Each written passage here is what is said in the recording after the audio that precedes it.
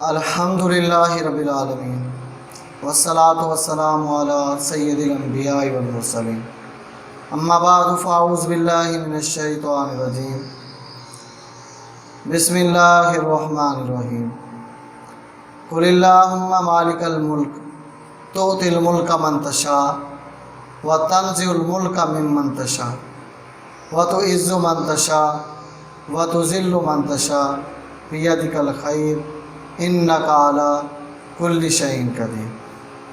السلام علیکم ورحمۃ اللہ وبرکاتہ۔ بیٹا آج کا ہمارا جو ٹاپک ہے وہ ہے نظریہ پاکستان کے اساس۔ نظریہ پاکستان میں سب سے پہلے جو ہے وہ ہے عقائد و عبادات۔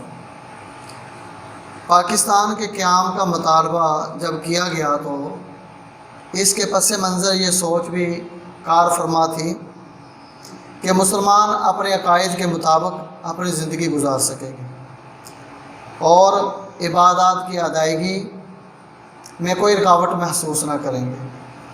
عقائد میں سب سے پہلے جو بات دیکھی گئی ہے وہ ہے توحید، اللہ پر ایمان ہے۔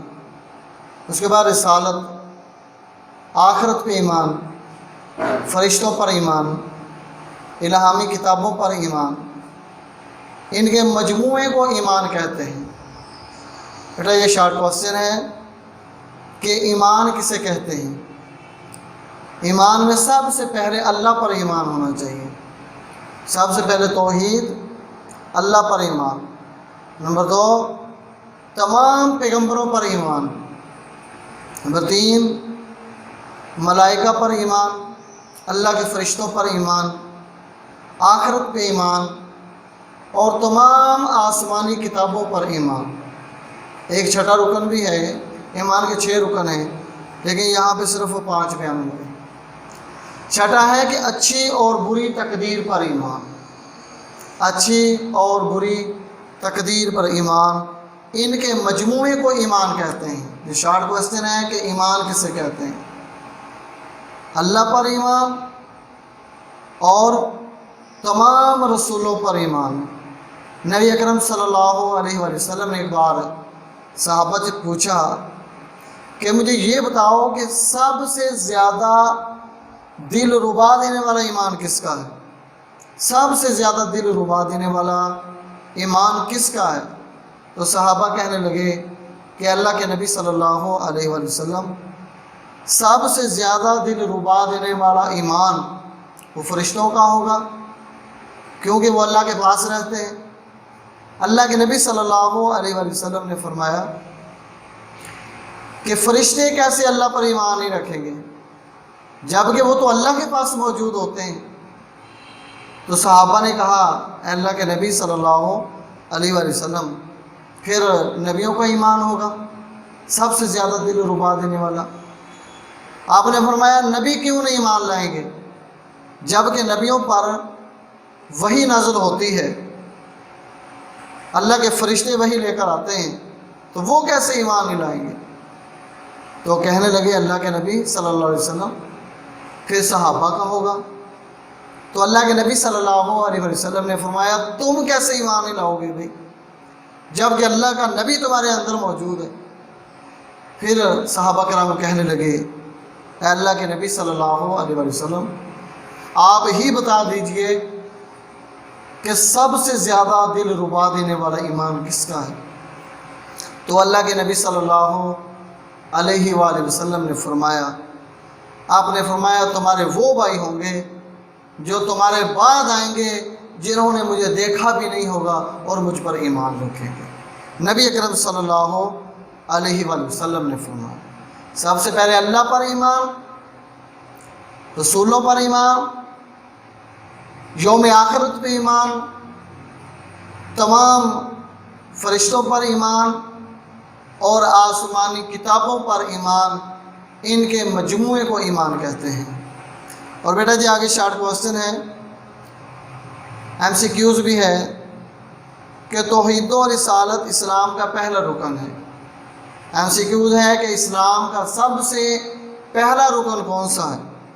اسلام کے بھی 5 رکن ہیں۔ سب سے پہلے توحید و رسالت،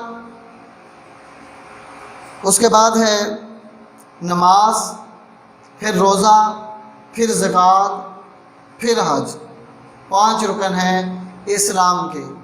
اللہ کے نبی صلی اللہ علیہ وآلہ وسلم کے پاس ایک صحابی آیا، بوڑھا سا آدمی تھا، اس نے اپنا اونٹ باہر باندھ دیا اور اللہ کے نبی صلی اللہ علیہ وآلہ وسلم کے پاس آیا، کہنے لگا کہ اللہ کے رسول صلی اللہ علیہ وآلہ وسلم مجھے ایسا عمل بتائیں کہ جس کو میں کروں اور میں جنت میں چلا جاؤں۔ اللہ کے پیغمبر صلی اللہ علیہ وآلہ وسلم نے سب سے پہلے جو بات آپ نے بیان کی، آپ نے فرمایا اشہد ان لا الہ الا اللہ و اشہد ان محمد عبدہ و رسولہ، تو اس بات کی گواہی دے کہ اللہ ایک ہے، اس کا کوئی شریک نہیں، اور اس بات کی گواہی دے کہ محمد صلی اللہ علیہ وآلہ وسلم اللہ تعالیٰ کے آخری رسول ہیں۔ تو اس کے بعد آپ نے فرمایا کہ نماز قائم کر اور رمضان المبارک کے روزے رکھ، فرض روزے جو اللہ نے فرض کر دیے، اگر نفلی ہو سکے تو رکھ لینا، ورنہ فرض روزے نہ چھوڑنا کبھی بھی جان بوجھ کر۔ اور آپ نے پھر چوتھے نمبر پہ فرمایا، آپ نے فرمایا زکوٰۃ ادا کرنا، ابھی اس وقت حج فرض نہیں ہوا تھا۔ 5ویں نمبر پہ آپ نے فرمایا تھا کہ صلہ رحمی کرنا، آپ نے فرمایا تو جنت میں داخل ہو جائے گا۔ اس نے سوال یہ کیا تھا، اے اللہ کے پیغمبر صلی اللہ علیہ وآلہ وسلم ایسا عمل بتائیں جو مجھے جنت کے قریب کر دے اور جہنم سے دور کر دے۔ تو اللہ کے پیغمبر صلی اللہ علیہ وآلہ وسلم نے یہ عمل اس کو بتایا کہ سچے دل سے کہنا اشہد ان لا الہ الا اللہ و اشہد ان محمد عبدہ و رسولہ، کہ میں گواہی دیتا ہوں اللہ ایک ہے اور محمد صلی اللہ علیہ وآلہ وسلم اللہ کے رسول ہیں۔ تو جس وقت وہ پیٹھ پھیر کر گیا، کہنے لگا کہ آپ نے جو بتایا ہے میں اسی پر عمل کروں گا، نہ زیادتی کروں گا نہ کمی کروں گا۔ تو اللہ کے پیغمبر صلی اللہ علیہ وآلہ وسلم نے فرمایا، اے میرے صحابہ اگر جنتی بندہ دیکھنا ہے تو یہ دیکھ لو، اگر اس چیز پہ یہ قائم رہا تو یہ جنت میں داخل ہو جائے گا۔ تو سب سے پہلا رکن اسلام کا، سب سے پہلا رکن اللہ کے پیغمبر صلی اللہ علیہ وآلہ وسلم نے فرمایا وہ ہے توحید و رسالت، اللہ پہ ایمان اور اس بات کی گواہی دینا کہ اللہ ایک ہے۔ یہ بیٹا شارٹ کوسچن بھی ہے، توحید سے کیا مراد ہے؟ یہ شارٹ کوسچن ہے، توحید سے کیا مراد ہے؟ اللہ تعالیٰ ساری کائنات کا مالک ہے، ساری کائنات کا وہ خالق ہے، اس کا کوئی شریک نہیں ہے اور نہ ہی کوئی چیز اس کے علم سے باہر ہے۔ یہ اس کا آنسر ہے بیٹا کہ توحید سے کیا مراد ہے۔ آپ نے لکھنا ہے اللہ تعالیٰ ساری کائنات کا خالق اور مالک ہے، اس کا کوئی شریک نہیں ہے اور کوئی چیز اس کے علم سے باہر نہیں ہے۔ اگلا بھی شارٹ کوسچن ہے، ان اللہ علی کل شیء قدیر، اس کا ترجمہ لکھیں۔ شارٹ کوسچن ہے، ان اللہ علی کل شیء قدیر، بے شک اللہ تعالیٰ جو ہے وہ ہر چیز پر قدرت رکھنے والا ہے۔ بیٹا آگے بھی شارٹ کوسچن ہے کہ رسالت سے کیا مراد ہے؟ عقیدہ رسالت کا کیا مطلب ہے؟ عقیدہ رسالت کا مطلب ہے تمام رسولوں پر ایمان لانا۔ اگر شارٹ کوسچن آ جائے کہ عقیدہ رسالت سے کیا مراد ہے تو آپ نے لکھنا ہے کہ تمام رسولوں پر ایمان لانا اور شک اور شبہ نہ کرنا، دل و جان سے تسلیم کرنا اور کسی اعتبار میں بھی اس میں شک شبہ نہ رکھنا۔ رسالت سے کیا مراد ہے؟ تمام رسولوں پہ ایمان لانا، رسالت کو دل و جان سے تسلیم کرنا اور کسی اعتبار سے بھی اس میں شک اور شبہ نہ کرنا، اور اللہ کے پیغمبر صلی اللہ علیہ وآلہ وسلم کو اللہ کا آخری رسول ماننا، یہ رسالت سے مراد ہے۔ تو بیٹا یہ ہے عقیدہ رسالت، یہ پہلا رکن ہے اسلام کا، توحید و رسالت اسلام کا پہلا رکن ہے۔ توحید سے کیا مراد ہے؟ اللہ ایک ہے۔ اگر کوشچن آ جائے توحید سے کیا مراد ہے؟ اللہ ایک ہے، ساری کائنات کا خالق اور مالک ہے، اس کا کوئی شریک نہیں ہے اور کوئی چیز اس کے علم سے باہر نہیں ہے۔ دوسرا شارٹ کوشچن آ جائے کہ ان اللہ علی کل شیء قدیر کا ترجمہ لکھیں تو بے شک اللہ تعالیٰ ہر چیز پر قادر ہے۔ عقیدہ رسالت سے کیا مراد ہے؟ تمام رسولوں پر ایمان لانا اور رسالت کو دل و جان سے تسلیم کرنا، اس میں شک اور شبہ نہ کرنا، اور اللہ کے پیغمبر صلی اللہ علیہ وآلہ وسلم کو اللہ کا آخری رسول ماننا، یہ عقیدہ رسالت کا لازمی جز ہے۔ میرا اسلام کا دوسرا رکن، اسلام کا دوسرا رکن ہے نماز۔ اسلام کا دوسرا رکن نماز ہے۔ نماز کو مقررہ اوقات کے مطابق ادا کرنا یہ فرض ہے۔ دراصل اقامت صلاۃ اقامت دین کا وہ نمونہ ہے کہ جس کا ہر روز مظاہرہ ہوتا ہے۔ اللہ تعالیٰ کی اطاعت کا ایسا ہی نظام پورے معاشرے میں قائم ہونا چاہیے۔ اللہ کے نبی صلی اللہ علیہ وآلہ وسلم نے صحابہ سے پوچھا کہ اگر آپ کے دروازے پر کوئی نہر گزرتی ہو اور اس پر ہر روز 5 مرتبہ نہایا جائے تو کیا اس کے جسم پر میل کچیل باقی رہے گی؟ صحابہ نے عرض کیا اے اللہ کے پیغمبر صلی اللہ علیہ وآلہ وسلم، میل کچیل تو ختم ہو جائے گی۔ تو اللہ کے پیغمبر صلی اللہ علیہ وآلہ وسلم نے ارشاد فرمایا کہ جس طرح 5 مرتبہ نہانے سے میل کچیل جسم سے ختم ہو جاتی ہے، آپ نے فرمایا اسی طرح اگر کوئی بندہ 5 نمازیں بر وقت ادا کرے گا تو آپ نے فرمایا اللہ تعالیٰ اس کے سارے گناہ معاف کر دیتا ہے۔ یہ ہے اسلام کا دوسرا رکن نماز۔ اور اسلام کا تیسرا رکن بیٹا روزہ ہے۔ تمام عبادات کی طرح روزہ بھی فرض ہے۔ اور چوتھا رکن زکوٰۃ ہے۔ یہ زکوٰۃ ایک مالی عبادت ہے۔ اسلام کا چوتھا رکن کون سا؟ یہ MCQs بھی ہیں۔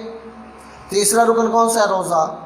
اسلام کا پہلا رکن توحید و رسالت، دوسرا نماز، تیسرا روزہ، MCQs بھی ہیں بیٹا۔ اور چوتھا رکن ہے زکوٰۃ۔ زکوٰۃ ایک مالی عبادت ہے۔ یہ MCQs بھی ہے کہ زکوٰۃ کون سی عبادت ہے، بدنی ہے یا مالی ہے یا جسمانی ہے؟ تو اس کا آنسر یہ ہے کہ زکوٰۃ ایک مالی عبادت ہے، اس پہ آپ نشان لگا لیں۔ اور اسلام کے معاشی نظام کی پختگی کا یہ ذریعہ ہے۔ زکوٰۃ کے نظام کی وجہ سے دولت چند ہاتھوں میں اکٹھی ہونے کی بجائے گردش میں رہتی ہے، معاشرے کے غریب طبقے تک بھی پہنچ جاتی ہے۔ یہ اسلام کا چوتھا رکن ہے۔ اور اسلام کا 5واں رکن وہ ہے حج۔ اسلام کا 5واں رکن حج ہے۔ کن لوگوں پر فرض ہے؟ یہ شارٹ کوشچن ہے کہ حج کن لوگوں پر فرض ہے۔ MCQs بھی آ سکتا ہے۔ حج اسلام کا 5واں رکن ہے، لیکن کن لوگوں پر فرض ہے؟ یہ صاحب استطاعت لوگوں پر فرض ہے۔ صاحب استطاعت جو حج کی طاقت رکھتے ہیں، زندگی میں ایک بار فرض ہے۔ یہ شارٹ کوشچن بھی آپ سے آ سکتا ہے، MCQs بھی آ سکتا ہے کہ حج سال میں یا زندگی میں کتنی بار فرض ہے؟ زندگی میں ایک بار فرض ہے۔ اس پر جو طاقت رکھتا ہو، صاحب استطاعت لوگوں پر فرض ہے۔ حج کے موقع پر لبیک اللہم لبیک کی پکار مسلمانوں کے اتحاد اور بھائی چارے کی ایسی مثال ہے جو پوری دنیا میں کہیں نظر نہیں آتی۔ تو بیٹا آج کا یہ آپ کا سبق تھا۔ اس میں شارٹ کوشچن بھی میں نے آپ کو بتا دیے کہ عقائد و عبادات میں سب سے پہلا شارٹ کوشچن وہ یہ ہے کہ ایمان کس کو کہتے ہیں؟ ایمان توحید، اللہ پر ایمان، تمام رسولوں پر ایمان۔ اللہ کے نبی صلی اللہ علیہ وآلہ وسلم ایک بار آپ سجدے میں پڑ گئے۔ اللہ کریم نے فرمایا میرے پیغمبر کہ آپ کی امت کے 70,000 لوگ بغیر حساب و کتاب کے جنت میں جائیں گے۔ سبحان اللہ۔ آپ کی امت پر ایک ایسا انعام رکھ دیا کہ 70,000 لوگ بغیر حساب و کتاب کے جنت میں جائیں گے۔ تو اللہ کے پیغمبر صلی اللہ علیہ وسلم سجدے میں پڑ گئے۔ اللہ کریم نے وحی نازل فرمائی کہ میرے پیغمبر کیا بات ہے، صحیح البخاری کی حدیث ہے اور صحیح مسلم میں موجود ہے۔ اے میرے پیغمبر کیا بات ہے، کیا آپ راضی نہیں ہیں کہ آپ کی امت کے 70,000 لوگ جن کا حساب ہی کوئی نہیں، جن پہ عذاب کوئی نہیں، جن پہ سزا ہی کوئی نہیں، بغیر حساب و کتاب کے جنت میں داخل ہوں۔ اللہ کے پیغمبر صلی اللہ علیہ وسلم نے فرمایا اے اللہ میں راضی تو ہوں لیکن تعداد تھوڑی ہے۔ تو اللہ کریم نے فرمایا میرے پیغمبر خوش ہو جائیں کہ وہ 70,000 لوگ جو بغیر حساب و کتاب جنت میں جائیں گے، ان میں سے ہر ایک بندہ اپنے ساتھ 70,000 اور لے کر جنت میں جائے گا۔ سبحان اللہ، سبحان اللہ۔ یہ ٹوٹل تعداد بن گئی 4,90,00,000,000۔ آپ نے فرمایا 70,000 بندہ جو بغیر حساب و کتاب کے جنت میں داخل ہوگا، جن کا حساب کوئی نہیں، عذاب کوئی نہیں، سزا ہی کوئی نہیں، ان میں سے ہر ایک بندہ اللہ کے پیغمبر صلی اللہ علیہ وسلم نے فرمایا اپنے ساتھ 70,000 اور لے کر جنت میں جائے گا۔ یہ تعداد ہوگی 4,90,00,000,000۔ صحابہ کرام نے پوچھا اے اللہ کے نبی صلی اللہ علیہ وسلم وہ کون سے لوگ ہوں گے جن کا حساب کوئی نہیں، عذاب کوئی نہیں، ان کو سزا کوئی نہیں؟